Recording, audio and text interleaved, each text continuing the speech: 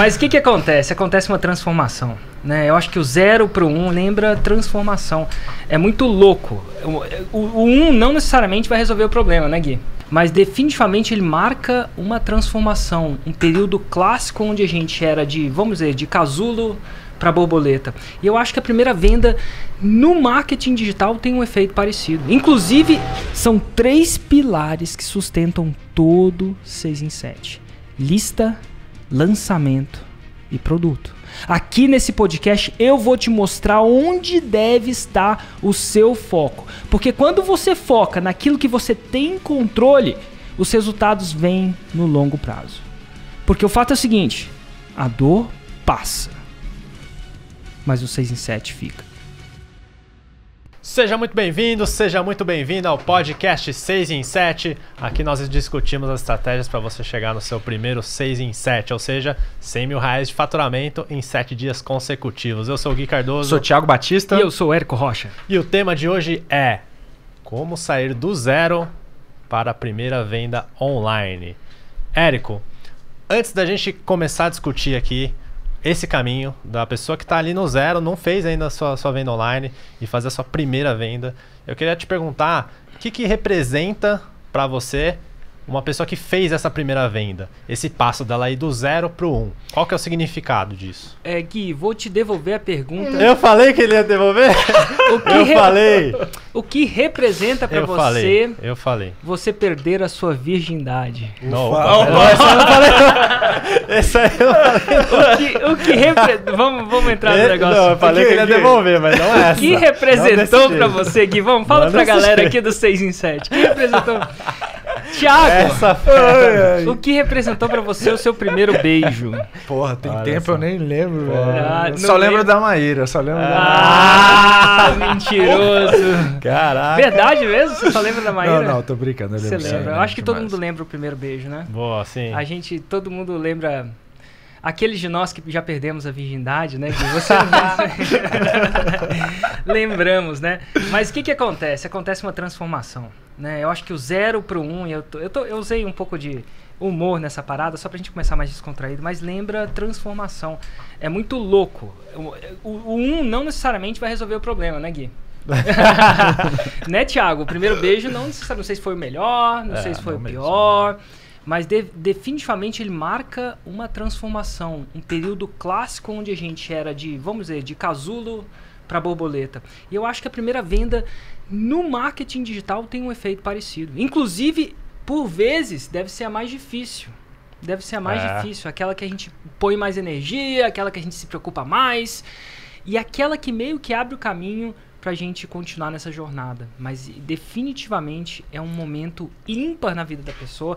Eu lembro da primeira venda, lembro do primeiro beijo. Você tava onde? Na primeira venda. Você tava onde? Eu tava em Londres. O lançamento estava acontecendo no Brasil. E foi engraçado, né? Que foi a primeira venda e foi meu primeiro 6 em 7. Não naquele dia, mas em 7 dias. E eu lembro que eu queria... A primeira venda foi, meu Deus, teve um louco que comprou. Uma pessoa que eu não conseguia me transferir o dinheiro. Até porque a preparação para aquela primeira venda foi uma loucura, né? Foi um lançamento, né? Como se fosse jogar um foguete para o espaço, né? Eu acho que a primeira venda foi equivalente que deve ter sido para um astronauta pisar, ou para a humanidade ter pisado na Lua. Pisamos na Lua, e aí? Resolveu nossos problemas todos? Não. Ela só abriu o caminho para uma grande geração de tecnologia, de transformação que estava por vir. Então não subestime a primeira venda. A primeira venda é em si um dos passos mais difíceis. Inclusive, eu acho que é mais difícil fazer a primeira venda do que fazer da primeira venda para o 6 em 7. Inclusive, é mais difícil fazer um 6 em 7 do que do 6 em 7 para os 7 dígitos por ano. Inclusive, é mais difícil fazer 7 dígitos por ano do que 2 milhões por ano. E a partir dali eu ainda acho que é mais difícil fazer 2 milhões por ano do que 8 dígitos por ano. Mas eu acho que da primeira vez, é isso que significa pra mim a primeira venda, é uma transformação. Boa, ótimo, Eric. E tem 2 tipos de pessoas, né? Tem a pessoa que... Com essa você não contava no seu papel. Essa não. Tem 2 tipos de pessoa que não fez a primeira venda ainda. Tem a pessoa que não fez porque nunca lançou, e tem a pessoa que lançou e teve um resultado de não ter vendido. 0. Teve um resultado de 0. né? Mas começando pela pessoa que nunca lançou. Certo.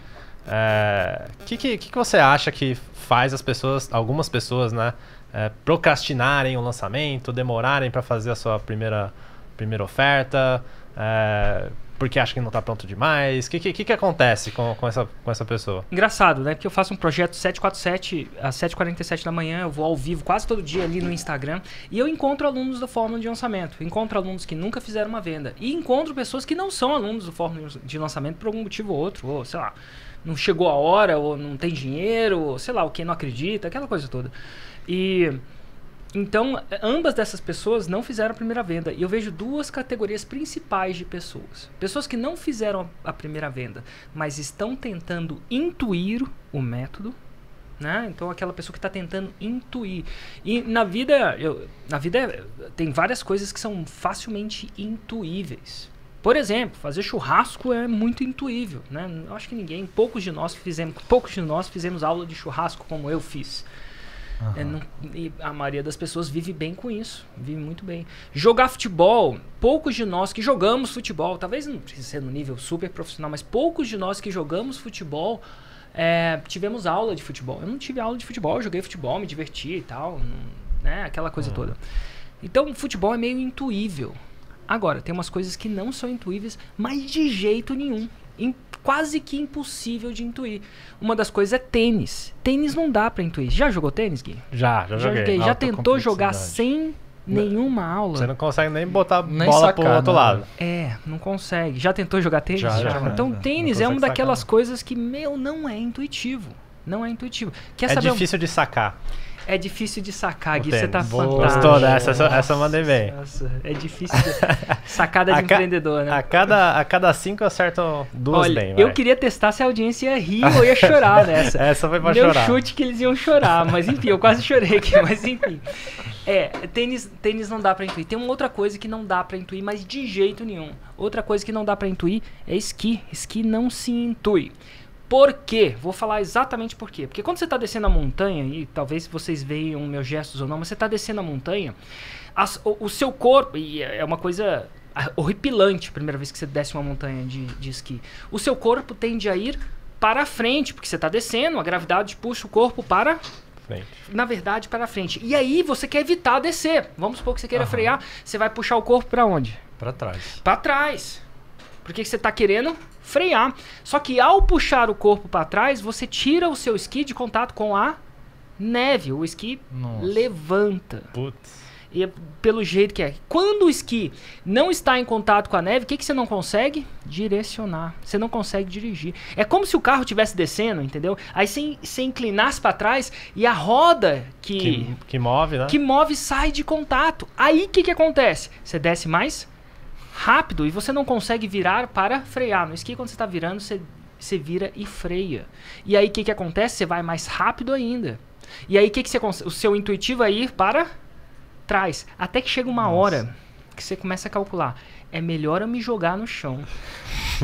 É melhor eu me jogar no chão antes que essa coisa me jogue no chão. Porque a velocidade vai aumentando progressivamente, né? Acho que exponencialmente. Mas vai aumentando muito. Então esqui, você vai se machucar muito. E aí o problema vem no marketing digital de fazer a venda, né? De fazer a primeira venda, ou que sabe fazer um 6 em 7, que as pessoas acham. Esse que é o problema. Ninguém sobe no esqui e acha que aquilo é intuitivo. É um estabaco na primeira vez pra você ver. Às vezes, o tênis, ninguém chega e fala assim, eu vou aprender a jogar tênis sozinho. Às vezes joga, mas assim, na primeira jogada já saca. O problema vem... Agora que vem o problema. Quer que eu te fale o problema? Qual que é o problema? O problema de tudo isso é que para a maioria das pessoas, marketing, isso é, aquela força que causa venda, parece que é churrasco. Parece que é intuitivo. Bota um anúncio lá, né, cara? Vou falar um boca a boca e tal. Parece que é tão intuitivo que as escolas de profissionalismo liberal, né, tipo... advogados, dentistas, médicos, eles acham que é tão intuitivo que eles ousam a formar profissionais sem dar noções de marketing para ele. Enquanto em 1980, Não tinha dentista, não tinha médico, e qualquer pessoa que formava médico ficava rico, né? A minha mãe queria que eu fosse médico, pra ficar bem de vida. Não sei se é rico, não, mas bem de vida, dá segurança. Hoje em dia, você balança uma árvore, cai 20 médicos, 3 advogado, então cai tudo. É incrível. E aí, o que acontece? As universidades ousam, e eu falo ousam porque é uma sacanagem com o profissional liberal. Joga ele no mercado sem saber marketing. Por quê? Porque eles assumem que marketing é o quê? Intuitivo. Gente, mesma coisa com nutricionista. Mesma coisa com dentista. Mesma coisa com terapeuta. Quiçá coaches. Quiçá o que seja. Quiçá médicos. Então, assim, por que eles jogam isso? Por que eles ousam? Eles ousam deixar um médico fazer uma cirurgia intuitivamente? Não. Porque cirurgia, é claro que é não intuitiva. Eles ousam deixar um dentista... um dentista... Arrancar um dente, né? Fazer uma obturação intuitivamente? Não. Mesmo. Porque não é claramente intuitivo. Então o problema do marketing é que ele parece ser intuitivo. Então, resumindo, voltando atrás, tem 2 tipos de pessoas que nunca fizeram uma venda. Estão tentando intuir. E tá tudo bem, eles vão intuir, até que eles vão se machucar várias vezes, ou não, né? Aqueles que não são aqueles gênios natos se machucar várias vezes, ou até conseguir. Mas levar muito tempo. É possível intuir uma cirurgia? Como é que faziam na idade? Como é que surgiu cirurgia? Não surgiu numa faculdade? Veio um cara lá que foi e começou a abrir o corpo de alguém quando estava morto lá para ver como é que era a parada. Depois fez a cirurgia sem anestesia. E aí foi indo. Depois de anos e anos e anos de passando conhecimento, de pai para filho, de médico, de aprendiz para especialista, alguém sacou essa parada e hoje existem escolas que fazem isso. Né? Mas demorou muitos anos. Então é impossível intuir essa parada? Tem gente que intui melhor que outros? Sim. Só que o problema é que marketing não é intuitivo e algumas pessoas intuem. Então essas pessoas que não têm técnica vão acabar dando certo? De repente até vão, mas vai demorar muito tempo. Que nem intuir artes marciais. Vai intuir essa parada. Anos aprendendo a fazer aquele movimento. Anos testando que era eficiente e que não era. Em campos de batalha, vamos dizer assim, ou em academias, ou em rings de Ultimate Fighting, né, de UFC. E então essa galera essa galera que nunca fez uma venda e como é que eu vou dizer? Tá tentando fazer uma venda, boa sorte. É a mesma coisa de você tentar intuir a luta. E vai ficar cada vez mais difícil para eles. Porque cada vez mais outras pessoas se educam em relação a isso. Outras pessoas, então, por exemplo, se ninguém sabe lutar e você também não sabe lutar, sai aí batendo mão. Agora, se você é o único da mesa que não sabe lutar, vamos dizer, não tem um taekwondo, sei lá, muay thai, um jiu-jitsu, se você é o único da mesa que não sabe, aí sua chance é muito pior. Então essa é uma. Das pessoas que têm uma fórmula e um método, e a fórmula não é o único, tá? Mas eu vou falar de forma geral. Das pessoas que têm uma fórmula e um método, elas tendem a pular etapas. Sabe o que elas tendem a fazer? Pular etapas. Elas, teoricamente, é uma fração delas que realmente chega até o final. E, gente, teoricamente, não é só com a fórmula de lançamento, não. Você leu o manual do seu carro? Não. Thiago? Não mesmo. Não leu. Você leu o seu? Você não tem carro? Eu já tive, mas não li. Tá, você já teve um tempo que você teve carro, né? Teve. O Gui é fã do Uber. Ontem, a mangueirinha do radiador do meu carro soltou. E aí eu fui ler o manual do carro para saber onde colocava água. Comecei a colocar água lá na parada, né? Coloquei água e vi que... Mas eu colocava água, o líquido, né? O coolant, como é que chama em inglês, sei lá. Nada enchia aquilo. Aí descobri que a mangueirinha estava solta. E eu descobri uma coisa.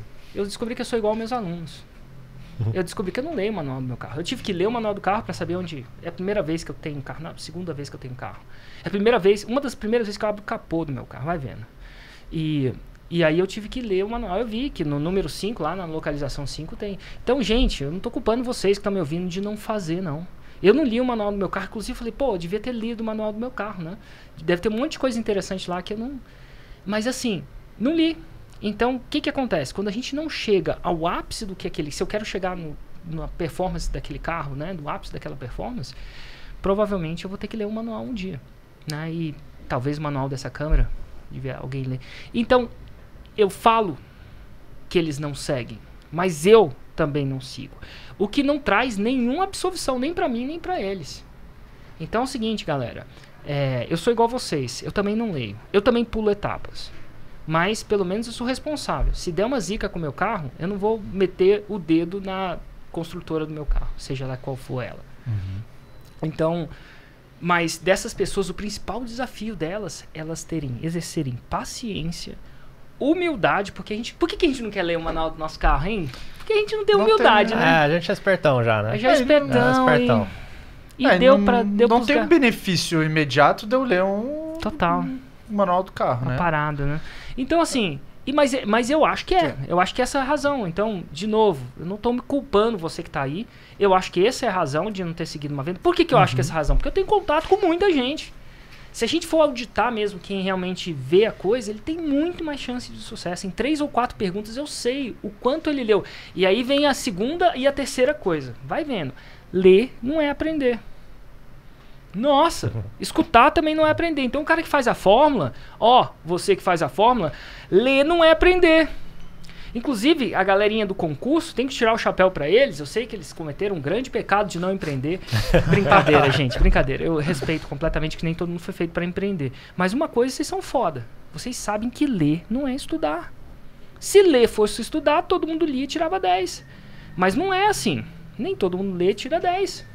Então ler não é aprender. Escutar não é aprender. Não falo escutar, né? Porque no caso da fórmula é um vídeo. Não é aprender.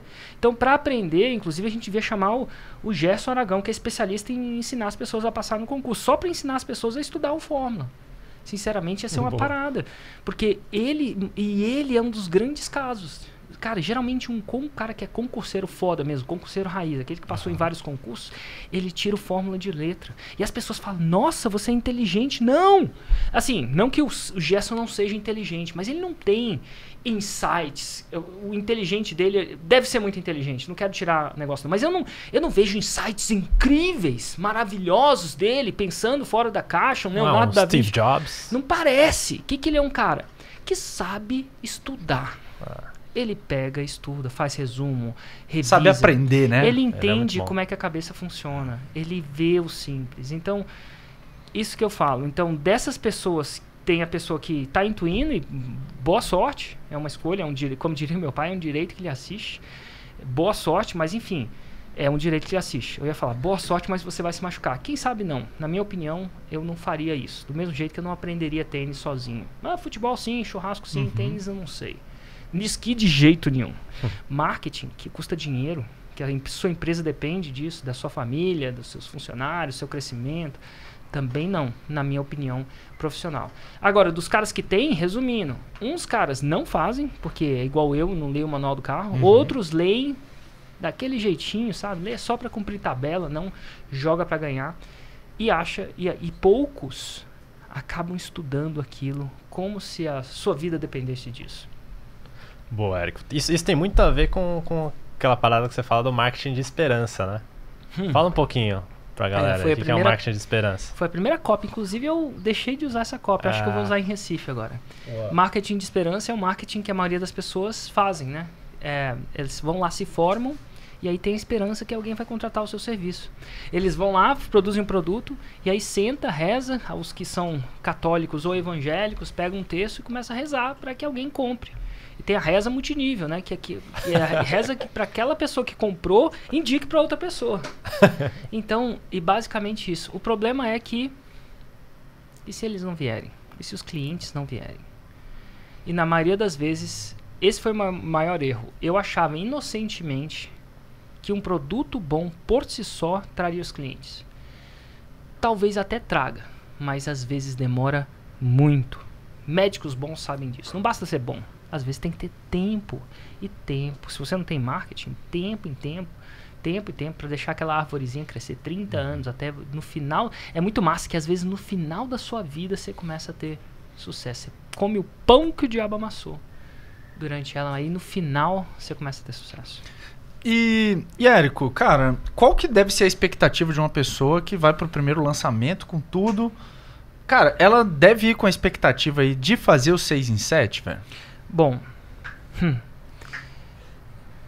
eu acho que o 6 em 7, se tivesse um mundo ideal, a expectativa dela não deveria ser o resultado, e sim o processo.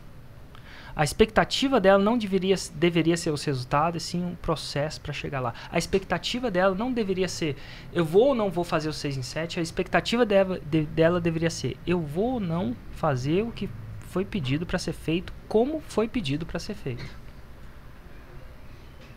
Então, essa é a missão dele. Se ela focar no processo, o resultado tende a vir. E qual que seria o processo? Exatamente. Quais os principais pontos desse processo? Passo número 1. Se você quer vender alguma coisa, você vai precisar de quê? Qual é a primeira coisa que você precisa para vender alguma coisa? O que você acha, Thiago? Produto. Produto é uma, tá? É. Precisa de mais uma outra coisa. Audiência. Antes de audiência, você precisa de mais uma coisa. Gui. Nicho, oferta. Também, antes disso, você precisa de outra coisa. Antes disso. Precisa de tudo Querer. isso. Não.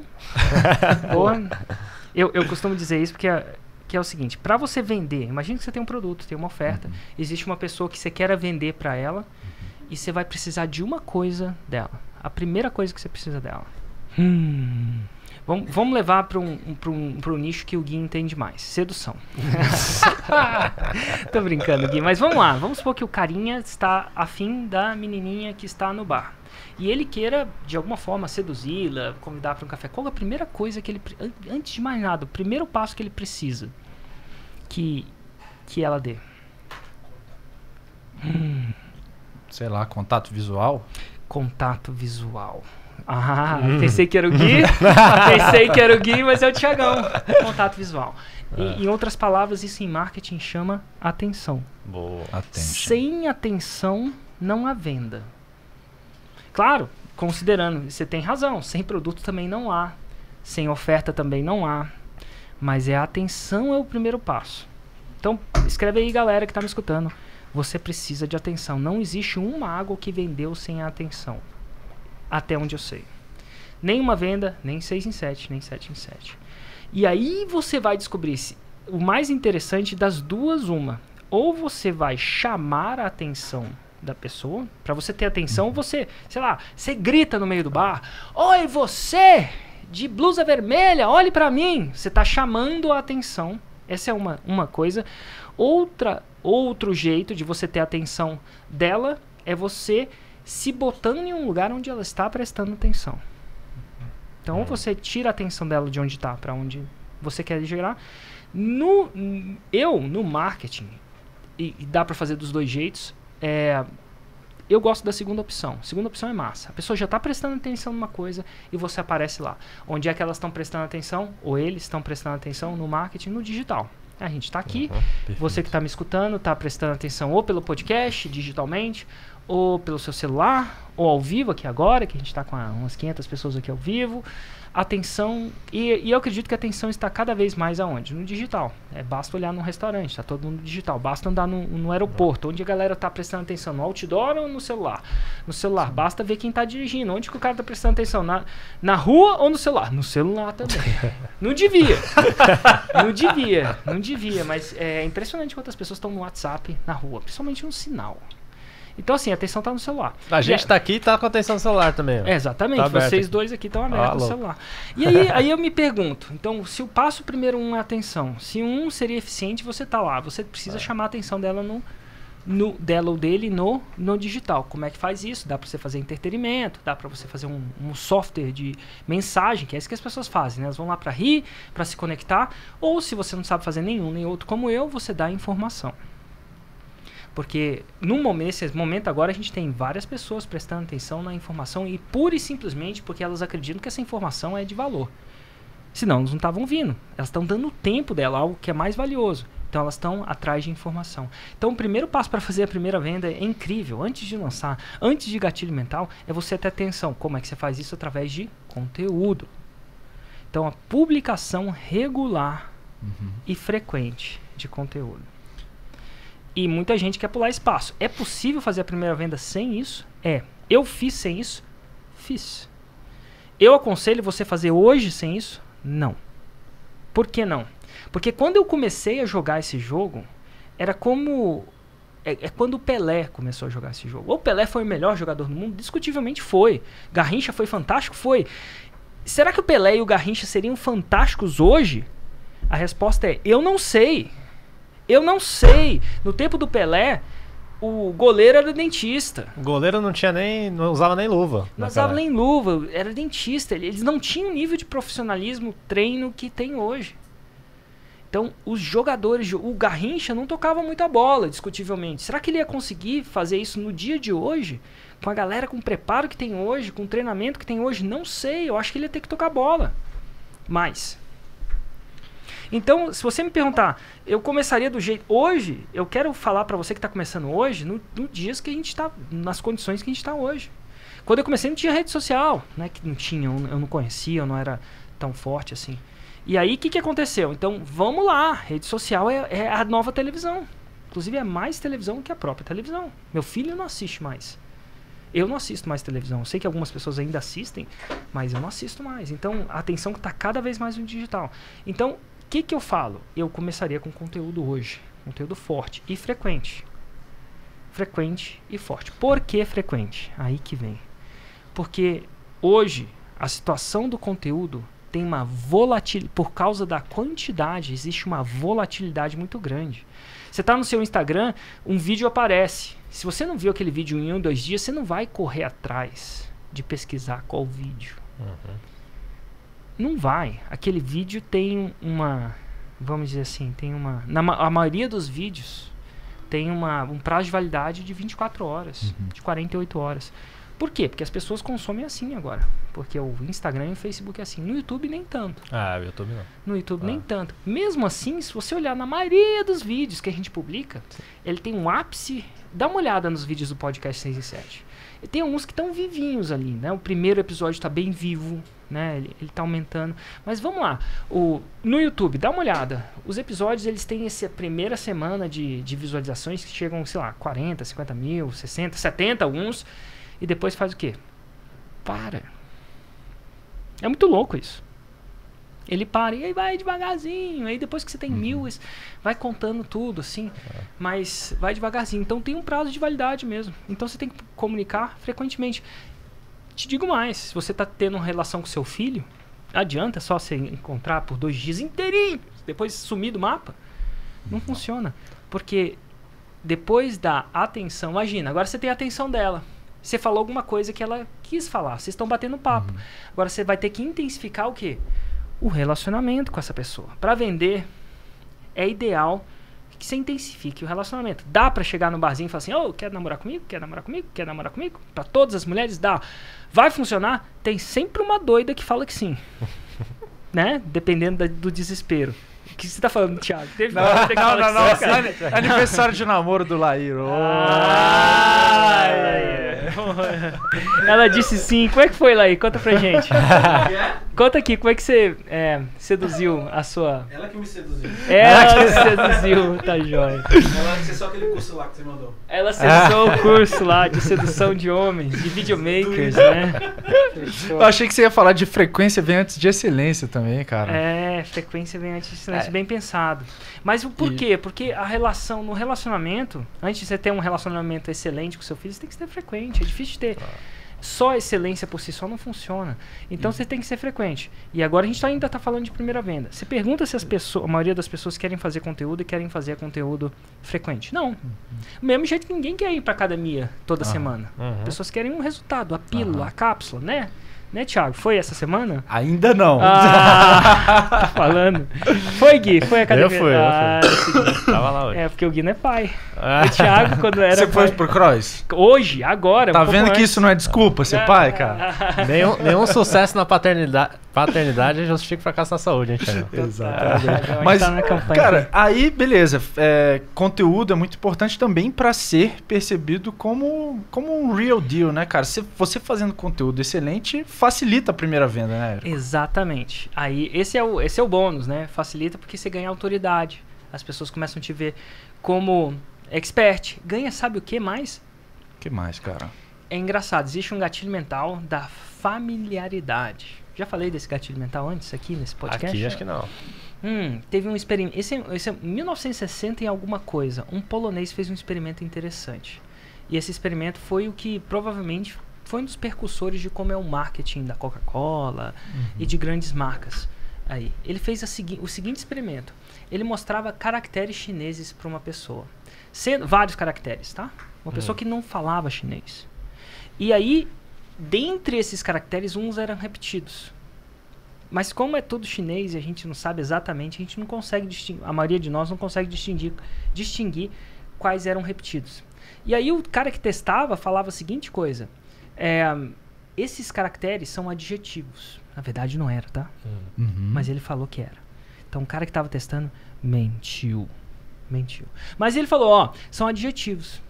E agora, por intuição, eu gostaria que você falasse quais são adjetivos bons e ruins. E mostrava isso para muita gente, até criar uma amostra estatisticamente relevante. O que ele descobriu? Ele descobriu que aquelas caracteres que eram apresentados repetidas vezes, sem o cara perceber que estava repetido, né? Porque, enfim, é chinês, é muito caractere, as pessoas consideravam como adjetivos mais positivos. Olha, velho. Interessante. Começou um estudo desse efeito de familiaridade. Então, o que acontece? Por menos que você goste de alguém, se você vê a cara desse alguém por muitas vezes, o seu cérebro vai ficar mais familiar a ele e vai tender a inconscientemente gostar. Inclusive, eu gravei um vídeo disso na frente do Piccadilly Circus, por isso que eu lembro desse experimento. E eu chamei como fazer as pessoas inconscientemente gostarem de você. Depois você procura lá no YouTube. Legal. Que massa, e aí, o que aconteceu? Essa é uma grande sacada da Coca-Cola. Por que ela fica mostrando o logo da Coca-Cola? Para tornar aquele logo familiar. Uau. E aí, inconscientemente, você vai ter uma tendência a gostar mais daquilo. E é muito louco, porque quando você não gosta de alguém, você não quer ver esse alguém nem pintado. Então, por exemplo, se você quiser fazer que imagina que a sua sogra não gosta de você. Manda uma foto sua, aparece com a sua foto todo santo dia na frente dela, ou vice-versa, o cérebro dela vai inconscientemente começar a gostar mais. E esse é o princípio, um dos princípios grandes que girou o marketing. Então, o gatilho mental da familiaridade. Voltando naquilo que a gente fala, olha só, tem um cara, Casey Neistat, youtuber. Casey, foi mal. Mas eu não acho você o cara mais bonito do mundo. Realmente ele... Vamos lá, você é o cara mais bonito, é um dos caras que, mais talentoso, mas não é um cara mais bonito. Uma primeira vez que alguém me mostrou aquele vídeo dele, Érico, vê esse vídeo que o cara é massa. Primeira reação foi assim, ô cara feio. E, gente, eu não sou o cara mais bonito também, não. Mas, o Casey... Fez força, né? Fez força. Só que o conteúdo dele era muito bom e eu vi. Anos depois não é que o cara não é tão bonito, não é feio assim, não. É engraçado. Ele é super familiar. Hoje eu sou um fã dele. Independente do cara ser bonito ou não, isso não é o critério. Mas eu tenho familiaridade.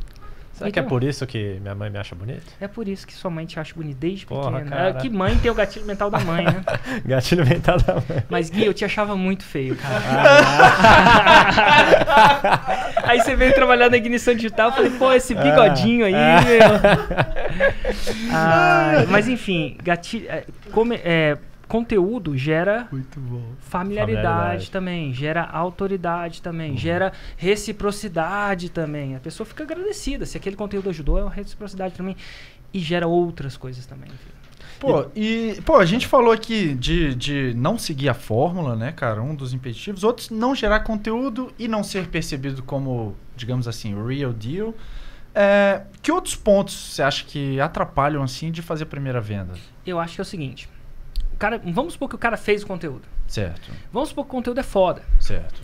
Vamos supor que ele gerou autoridade, familiaridade, reciprocidade. Que outro ponto? E esse outro ponto é a capacidade de... vamos dizer assim, tudo isso bota a bola no garrafão. Analogia de basquete. Boa. Botou a bola no garrafão. Eu não sei se vocês já jogaram basquete. Eu não sei nem que é garrafão. É o que? A cesta? Perto da cesta. Tá, ficou perto da cesta. Tá bom. Depois da linha de 3 ali, aquela parte colorida que fica na frente da cesta. Beleza. Gui. Só garrafão, Gui só Tá sabe falar se é cesta? Eu não sei, não como falar garrafão. Gui só sabe o que é poker, cara. O que é uma ficha? É o Falar flop. de naipe, É eu o vou naipe, saber. você entendeu. Mas enfim, e eu já joguei basquete. Botou a bola no garrafão, quer dizer que você joga na cesta e acerta? Não. Não. Não. É importante chegar perto da cesta para acertar a cesta, aumenta a probabilidade. Facilita, né? É mais difícil estatisticamente de acertar no meio de campo. O campo tem um meio, Tá, tá? não, Aqui. beleza. Isso aí eu Show. sei. Enfim, é mais difícil estatisticamente. Quanto mais perto da cesta, mais fácil é. Quem nunca errou uma cesta? Eu já errei várias. Então, o que acontece? Existe uma técnica de o arremesso. Analogamente no futebol é isso. Botar a bola na grande área. Sabe o que é área? Sim, isso aí Show eu de sei. bola. Beleza. Aquele lugar que você cai e faz pênalti. Quer dizer que você vai conseguir chutar a bola pro gol e vai acertar o gol? Não quer dizer. Porque, tanto é que por isso que os atacantes são tão bem pagos, né? Romário jogava bem fora da grande área? Discutivelmente não. Mas botava ele lá dentro, ele era extremamente poderoso, porque ele era um artilheiro que uma vez que ficava lá, inclusive ele nem corria durante o jogo, né? Tinha essa coisa que ele só ficava lá na banheira. Só que quando botava lá, ele era um grande artilheiro. Então tem uma outra arte. Uma é a arte de botar a bola na grande área. Essa é a arte do conteúdo. Outra é uma arte completamente diferente, que é a arte de marcar gol. E para isso você precisa de outras habilidades. Habilidade número 1, conseguir anunciar, isso é, chamar a atenção daqueles que consumiram o seu conteúdo. Isso é, hoje, o ativo... Vamos lá, vamos de novo no ramo da sedução, que o Thiago é um especialista nisso. Vamos lá, Thiago, você tá ali no barzinho, naqueles seus tempos lá, e aí você tá conversando com a menina, e ela te pergunta a seguinte frase. Ela chega pra você e solta do nada essa seguinte frase. Ô, Thiago, e a sua namorada, não vem, não? Quando ela pergunta essa frase, ela não quer perguntar se ela tá interessada em você, ela não quer perguntar, você tem namorada? Algumas perguntam, mas ela quer fazer um pouco mais difícil, não quer talvez ser óbvia, porque vai que você tem e tal. Então ela faz uma pergunta do tipo, cadê sua namorada? Ou sua namorada não vem não? O que ela quer saber na maioria das vezes? Ela quer saber se você tem namorada. Se ela quer saber se você tem namorado, é um indicativo que ela tá o quê? Dando mole. Em outras palavras, ela tá interessada. Vou chamar. Isso aí é uma indication indireto de interesse. Para quem entende meia palavra, é um indicador de interesse. Então, por exemplo, se alguém você tá olhando um carro e você chega pro vendedor e fala assim, quanto custa esse carro? Pô, se você tá perguntando quanto custa, é uma indicação de interesse. Você não falou que quer comprar. Ela não falou que quer namorar com você, mas ela tá checando, porque é uma indicação clara de uma pessoa interessada. No marketing digital, a maior indicação de interesse que eu acho que tem é a pessoa dar o seu tempo. Não é curtir, não é comentar, não que isso não seja. Mas é dar o tempo, porque o seu tempo vale muito. É o seu tempo, é o seu ativo que vale muito. As pessoas dizem que a pessoa só paga com dinheiro. Não paga com dinheiro, paga com tempo. Inclusive, às vezes você tem o dinheiro para gastar numa coisa, num produto. O dinheiro não é o problema, você não compra o produto, porque você não tem tempo. Então as pessoas pagam pelo tempo. Então quando ela assiste o seu conteúdo, ela ou ele te dá uma indicação de interesse. É a maior indicação de interesse indireta que você pode ter. A direta seria, quanto custa? Essa é uma indicação direta. Uma indireta, gastei o tempo. Nem ele sabe que está interessado às vezes, mas eu sei. Então, uma das habilidades que você tem que ter é a possibilidade de saber anunciar para quem investiu tempo no seu vídeo. E isso é uma arte, né? Você vai lá no Facebook, digita como é que você anuncia para quem visualizou meu vídeo e você vai acabar descobrindo como é que você faz essa parada. Não é complicado, não. No YouTube também dá. Quando você publica vídeo, isso é óbvio. Quando você publica um artigo, é um pouco mais complicado. Se o artigo está no seu site, é possível, né? Porque é possível você anunciar, né? Remarketing, fazer um marketing de novo para quem passou certos minutos no seu site. Isso é possível medir, né? Ferramentas como o Google já faz. Mas se você está no Facebook, você não sabe se ele consumiu. Então, quando você entra no meu Instagram, você não vê muita imagenzinha. Por quê? Porque não dá valor? Não. Porque eu não sei medir. E não que eu não vá fazer isso no futuro, mas se eu fizer, não necessariamente vai ajudar tanto assim meu negócio. Por quê? Não tem como medir quem consumiu, quem gastou tempo. Não sei quanto tempo o cara gastou na imagem. Agora, se aquela imagem é um videozinho, já é melhor. Então, é uma coisa muito importante no processo de arremessar a bola para a cesta ou marcar o gol, é você aprender a chamar a atenção daquelas pessoas que consumiu. Chamar a atenção para quê? Aí vem a outra parte do quebra-cabeça, para um lançamento. Porque um lançamento, a gente já cansou de falar aqui, é um processo, é uma jogada muito que funciona e tem funcionado sempre. Mesmo que a pessoa saiba que eu vou fazer essa jogada, é muito difícil dela sair. É uma jogada que tende a ser muito eficiente. Mesmo que a pessoa conheça essa jogada. Às vezes, Pra converter. conhecendo é até mais fácil, né, cara? Você fica... E Se não você é- tem interesse... E eu descobri que não é só isso não. Tem jogadas que são matadoras. Se você está numa boa posicionamento, tem jogadas que são matadoras, independente se o seu cara sabe o que você está fazendo. Uhum. Por exemplo, no jiu-jitsu tem duas jogadas que são incrivelmente matadoras. Se você chegar numa posição daquele... O cara que está recebendo a jogada sabe o que você está fazendo, não tem como... Não que não tem como sair, mas está numa situação ruim. Clássico mata-leão, onde você bota o seu braço no pescoço do cara e força o pescoço para um estrangulamento. Clássico. Não quer dizer que é fácil, mas se eu tiver numa posição de mata-leão com você, mesmo você sendo um faixa preta, não quer dizer que você não vai sair, depende da parada. Mas você tá numa posição de... É uma jogada... É muito... Ai, Fudeu. outra que é muito difícil de sair é o triângulo. Uhum. Clássico dos Gracies lá. Não vou entrar em contato, mas, por exemplo, quando eu faço um mata-leão no meu professor que eu tô falando, mesmo que ele seja faixa preta, às vezes ele consegue sair, dependendo da minha a execução.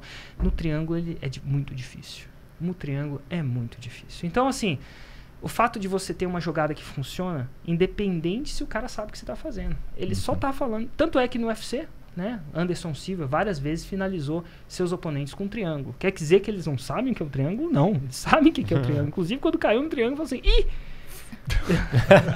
Danou-se! Danou-se. Mas enfim, então o lançamento ele é esse coquetel de gatilhos mentais que em determinada sequência tem uma conversão. Uma coisa que me pergunto direto, né? Quando eu falo que eu era jogador profissional de poker e tal, e jogava online, jogava presencial e tal, me perguntam demais isso. Pô, tem uma diferença? Qual que é a diferença de você jogar online e jogar no presencial? E eu queria te fazer essa pergunta em relação ao marketing, né? De você fazer a sua primeira venda. É diferente você fazer uma venda no online e você fazer uma venda que você está vendendo no presencial, como é o tradicional? E quando eu que falo, muda, assim? depende do presencial, se é de 1 para muitos ou 1 para 1. No 1 para 1 é outro esporte. De 1 para 1, muitos, porque no 1 para 1 você tem, e talvez seja assim no poker, no 1 para 1 você tem uma série de outras ferramentas e condições de terreno que você não tem no online. Então, se o online é é bem diferente. Se o online, vou falar o seguinte, 2 esportes que parecem a mesma coisa, mas não são. Se o online é futebol americano, onde o cara bota o capacete, ele vai, aquela coisa toda, no ao vivo é rugby. Rugby parece futebol americano, mas não é. Por exemplo, o futebol americano, quando a bola cai no chão, para o jogo. Aí eles se reformam. Não, no rugby não para. Não para nunca. Vai direto. No futebol americano, o cara que ataca é diferente do cara que defende. Quando muda o campo, sai todo mundo e volta todo mundo. Muda o jogo. É diferente. No rugby não muda. O cara que defende, ataca. É um outro jogo. Um jogador de futebol americano não tem chance num jogo de rugby e vice-versa. Então, no 1 a 1 existe uma grande diferença. No 1 a 1, sabe qual é a diferença? Qual que é a diferença? Existe uma coisa que é o seguinte: no 1 a 1, a resolução de objeções é diferente. Porque é o seguinte: no 1 a 1, quando eu estou falando com você, você não necessariamente vai falar a verdade para mim. Vamos lá, eu estou tentando te vender uma aula de futebol. E eu te pergunto: e aí, quer comprar? Vamos supor que eu fiz a aula muito boa e tal, sou muito bom. Quer comprar? Você não necessariamente vai falar a verdade pra mim.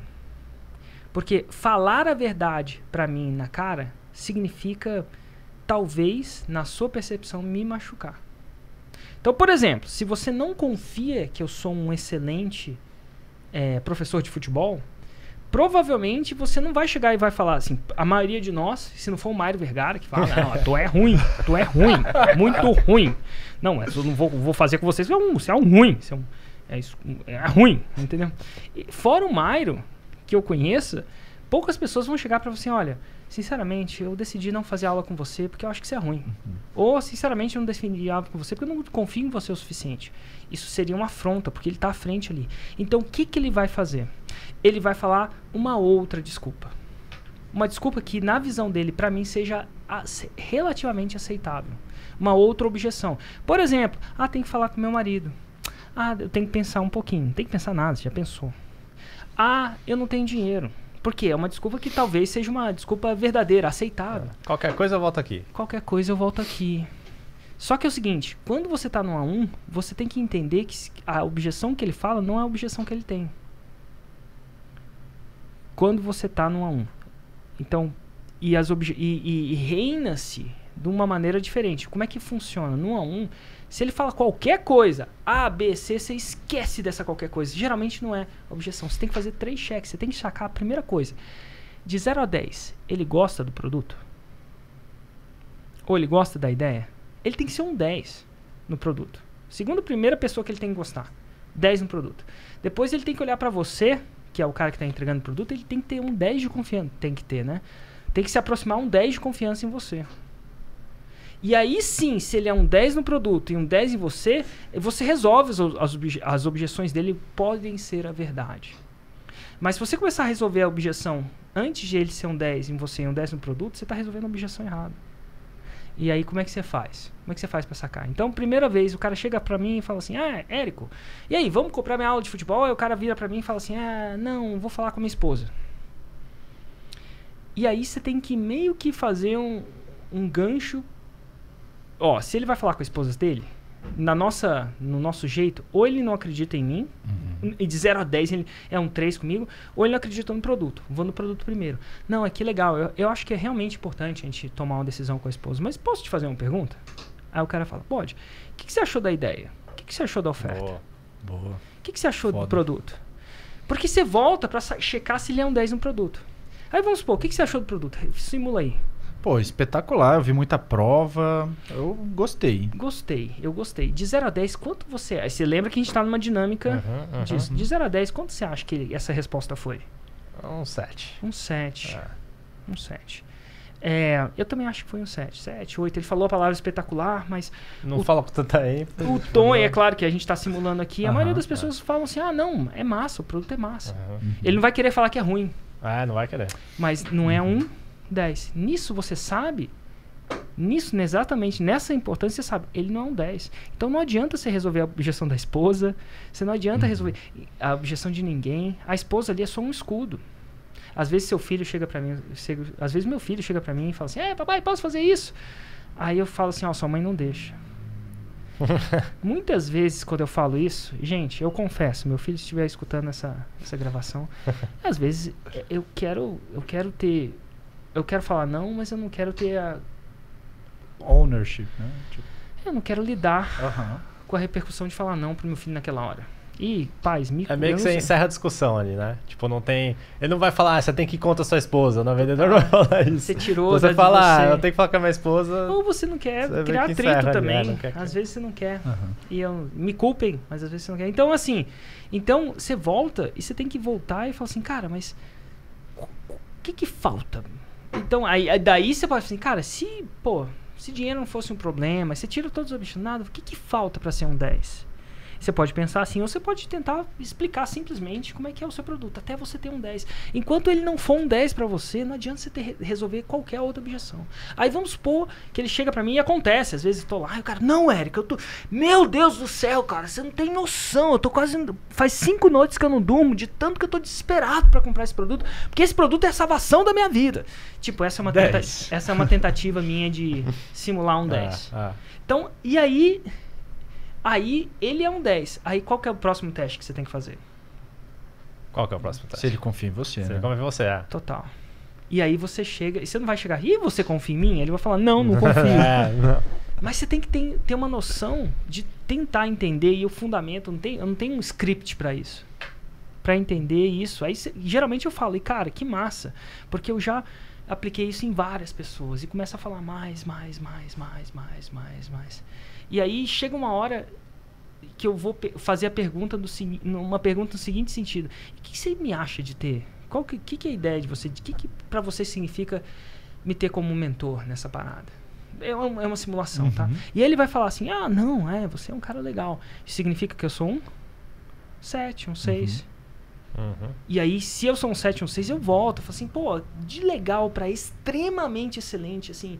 de provocar uma extrema sensação, o que falta? E aí, sei lá, você vai não quer dizer que você vai virar o cara, mas não adianta.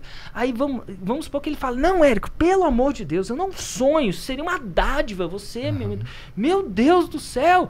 Aí ele liga e fala, olha, sei lá, fica maluco dentro da roupa. Opa, ele é um 10 pros dois.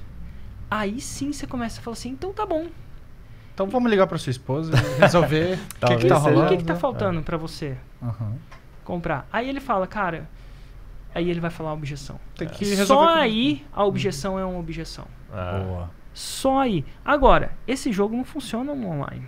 Porque no online você não tem esse feedback. É impossível ter.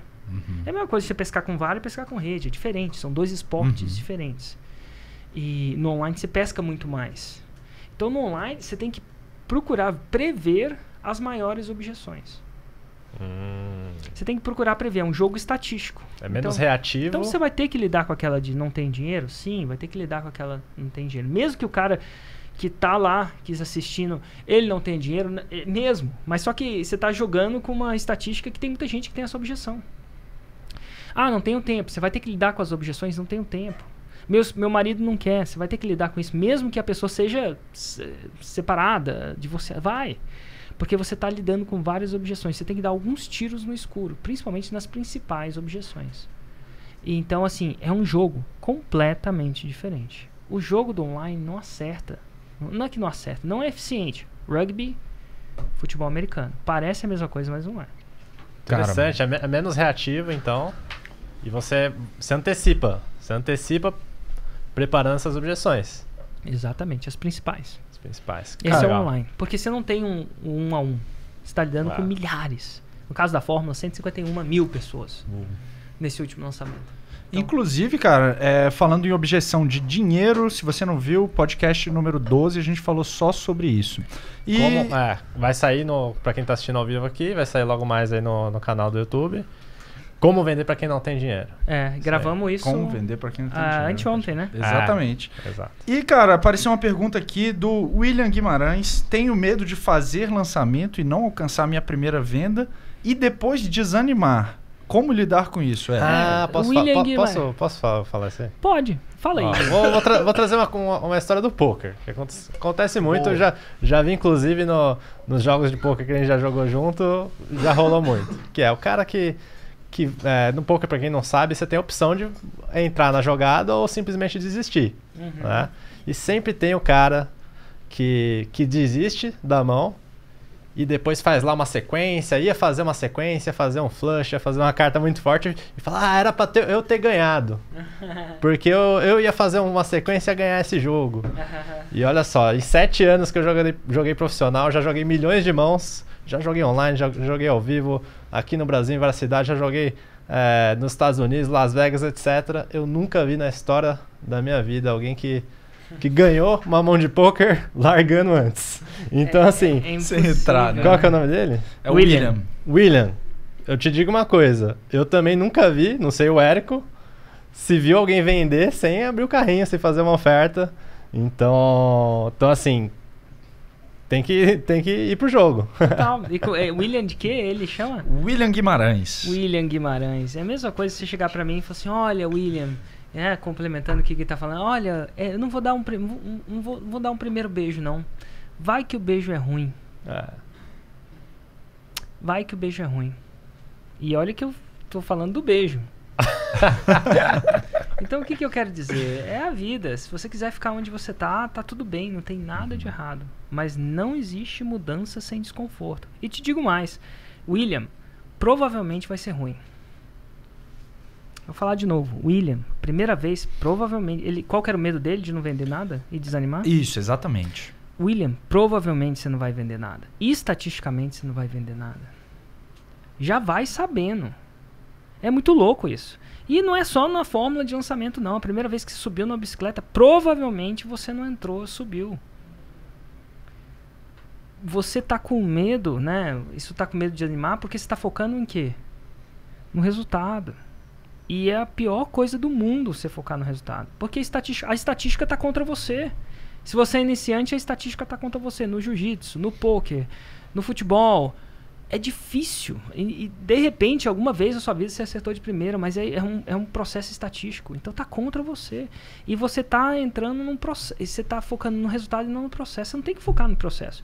No meio do negócio, antes do lançamento, você não tem que estar frustrado se o resultado vinha ou não. Você tem que estar frustrado com você se você fez o que tinha que ter ser feito. Agora, se você for desses aí que tropeça e da primeira vez cai, desiste, fica de mimimi, pelo amor de Deus, para de ouvir esse podcast. Vai prestar um concurso público, que é, sei lá, e por sinal que é difícil também, vai que você presta um e dá errado. Não para, mas deixa de passar na prova. Alguma coisa que te dá você vai... para de querer empreender. Não adianta. Você querer empreender sem estar preparado para dar errado nas primeiras 7, 8 vezes, é que nem você entrar num campo de futebol e não querer levar falta. Ah, e se eu entrar lá?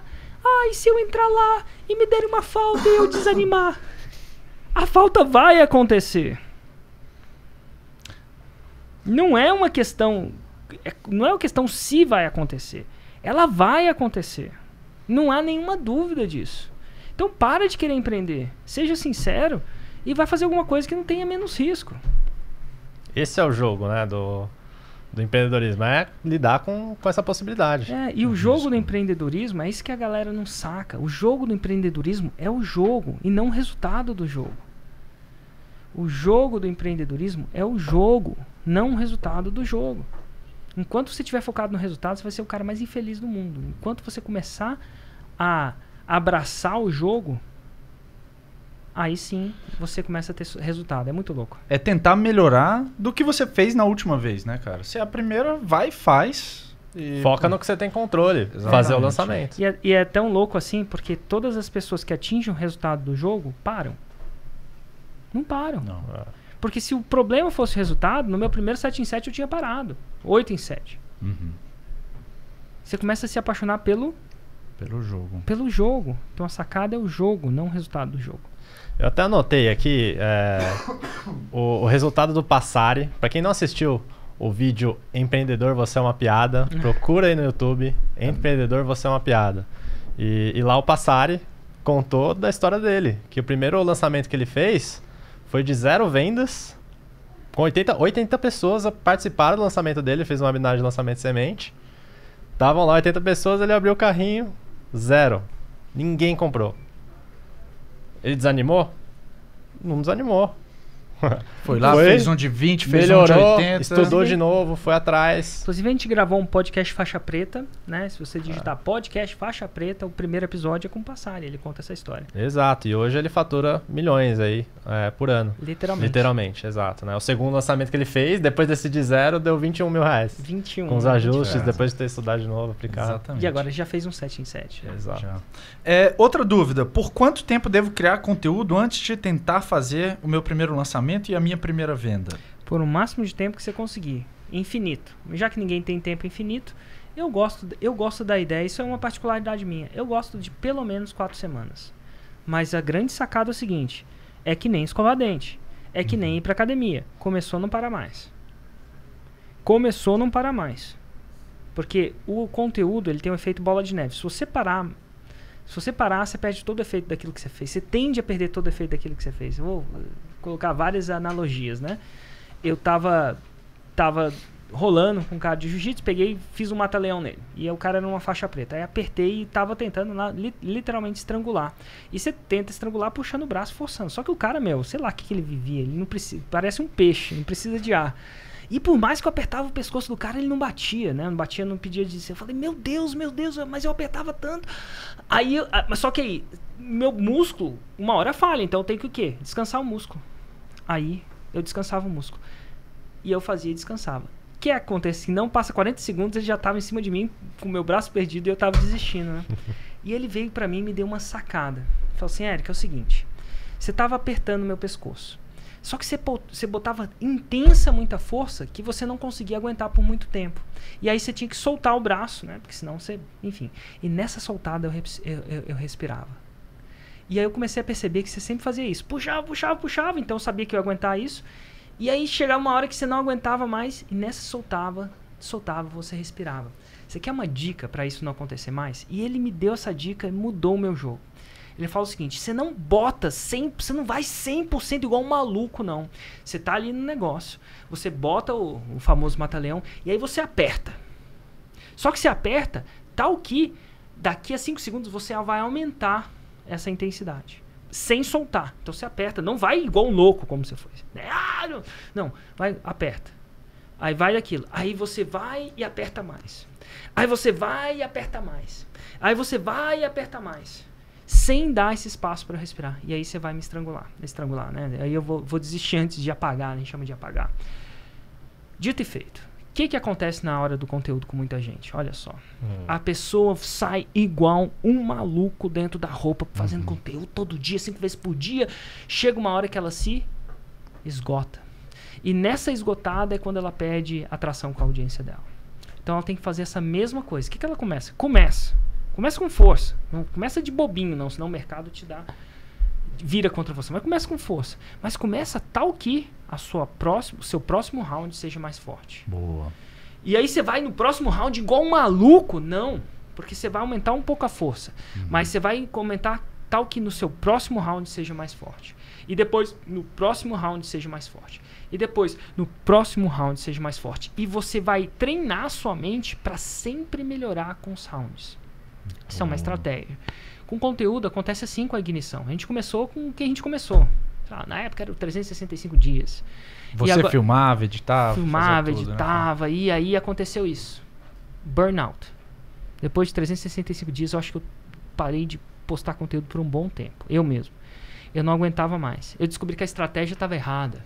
E aí agora é uma estratégia completamente diferente. A gente começou com um raiz, né? Um conteúdo raiz. Como esse. Foi o podcast 6 em 7. E aí a gente sacava que esse era um podcast 6 em 7, mas a nossa visão é que daqui a pouco a gente ia sair com outro negócio. Mas começou, não para mais.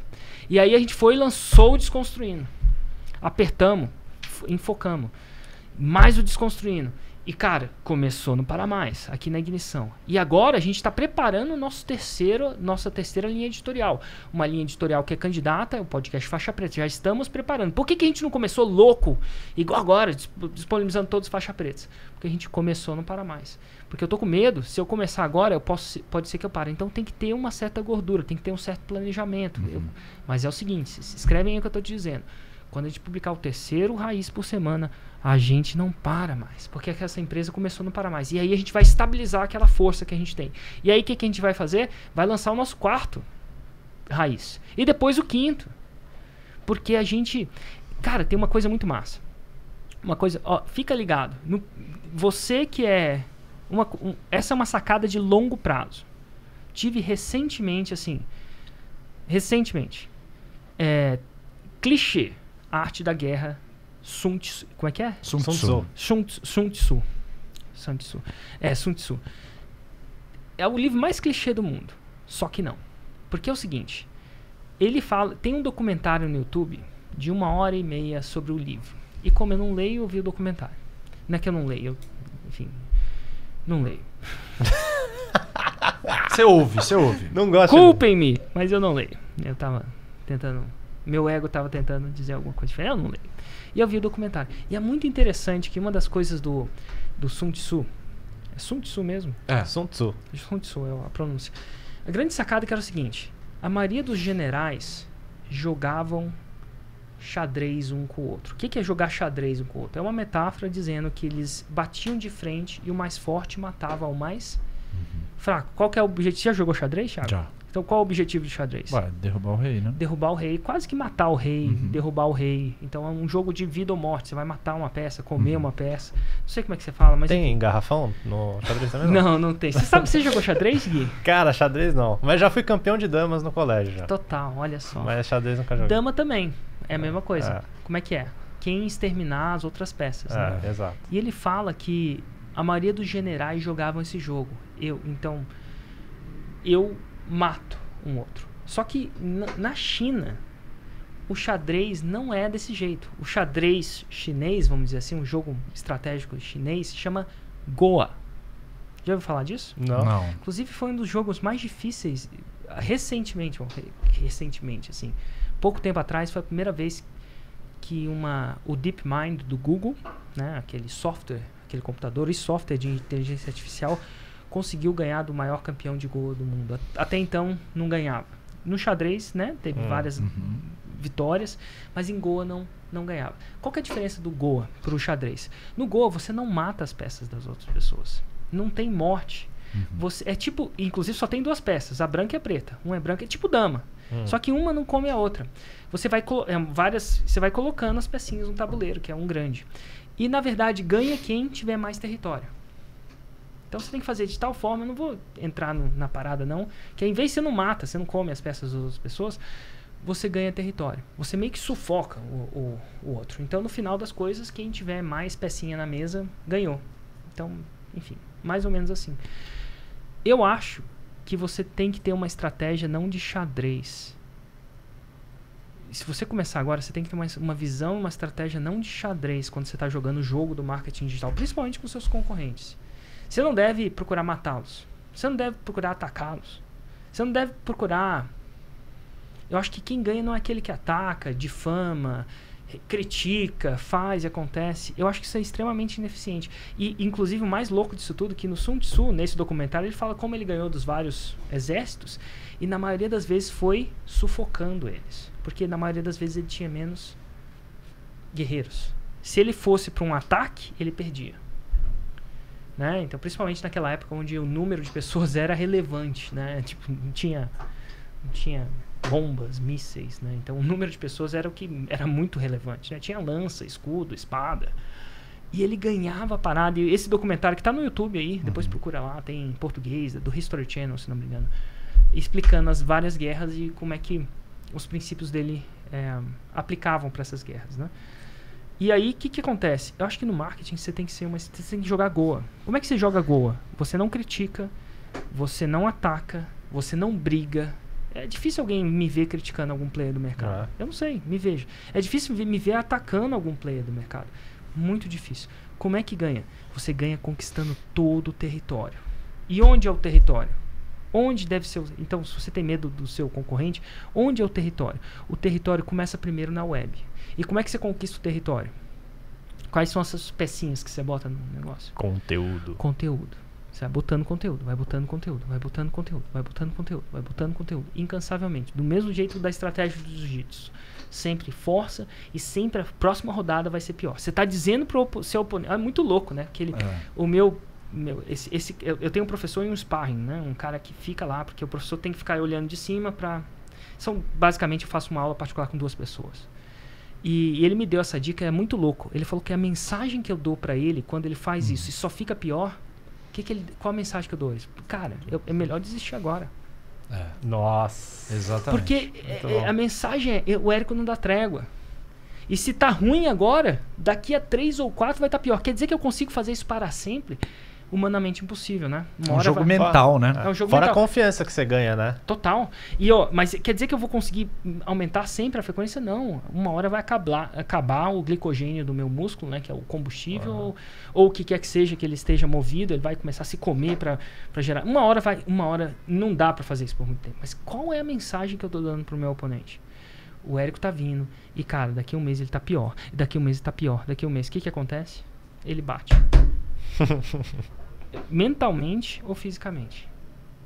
É difícil de ganhar de uma pessoa assim. Então, tem que jogar igual o Goa. Você vai colocando isso no mercado. E aí depois, como é que você vai fazendo? Primeiro é lá no YouTube, no Facebook. Depois, essas pecinhas vão se transferindo para onde? Para a mente do seu prospecto. Mente do seu prospecto é igual um tabuleiro de Goa. Ela tem vários lugares. E aí você vai botando uma pecinha lá, um podcastzinho, um videozinho. E aí você incansavelmente vai botando pecinha e vai dando uma mensagem para ele que as pecinhas vão entrar muito mais ainda. Às vezes as pecinhas são provas. Você vai botando uma prova, vai botando 2, vai botando 3, de repente ele saca que daqui a um ano vai ter 1000 provas. E rola uma prova parecida com a dele, né, cara? Com o caso dele. Aí... Similaridade. Similaridade. Né? Mas é assim que você ganha o jogo. Você ganha essa estratégia mostrando isso para as pessoas. Então, resumindo a parada, a primeira venda é muito importante. É um período de transformação. É como perder a virgindade. É o primeiro beijo. é o primeiro salário que você ganhou. É o primeiro dinheiro que você realmente mereceu. É a primeira namorada que você teve. É importante. Vai mudar alguma coisa na sua vida. Mas mais importante ainda do que esse momento ímpar, memorável, épico, o que quer que seja, é você ter uma estratégia de longo prazo para você dominar o mercado. E mais louco, dominar sem bater. Dominar não brigando. Dominar não difamando. Dominar com integridade. Botando as peças onde não existiam peças. Galera, hashtag aí pra você. Hashtag próximo round mais forte. A gente fica por aqui nesse episódio. E você que ainda não se inscreveu, se inscreva aqui no podcast para receber os próximos episódios. A gente tem aí no YouTube, tem no Spotify, SoundCloud, Stitcher, Apple Podcasts e Deezer. Tem também o formuladelançamento.com.br/raiz para você que quer receber a notificação aqui para estar ao vivo, poder fazer perguntas aqui pra gente. E é isso, a gente fica por aqui. Eu sou o Gui Cardoso. Eu sou o Thiago Batista. E eu sou o Érico Rocha. E esse foi o podcast 6 e 7. Valeu!